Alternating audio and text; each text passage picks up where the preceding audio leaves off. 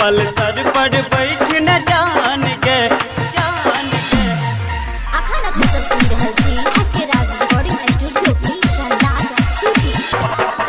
पल्सर पर बैठ न जान गे घूमे वो मधुमनी गाम गे।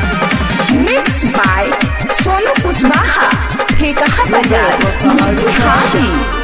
न जे चलबी तो बिगड़ दे तो कियो मूड गे न जे चलबी तो बिगड़ दे तो कियो मूड गे। पल्सर पर बैठ न जान गे घूमे वो मधुमनी गाम गे। पल्सर पर बैठ न जान गे घूमे वो सहरसा गाम गे।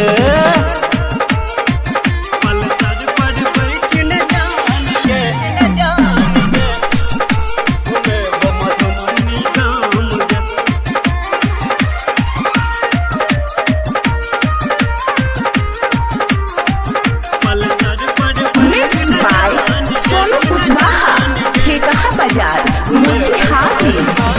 हमारा गम का छौड़ा सब छे बड़ा का ऊंचा देख ले तो है गे तोरा मार दे तो धक्का मार दे तो धक्का।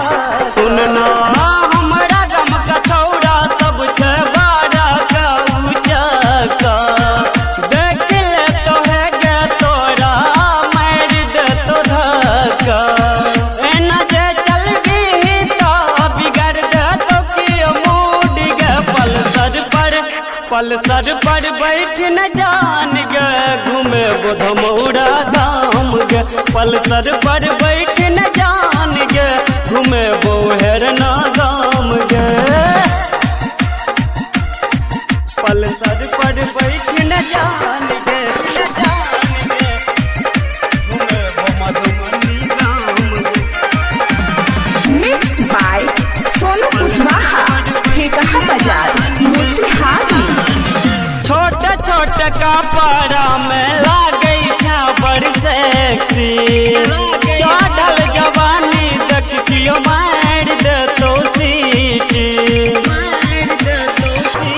सुनना छोटे छोटे कपड़ा में लागे बड़ सेक्सी चढ़ल जवानी देख कियो मार दे तो सीटी।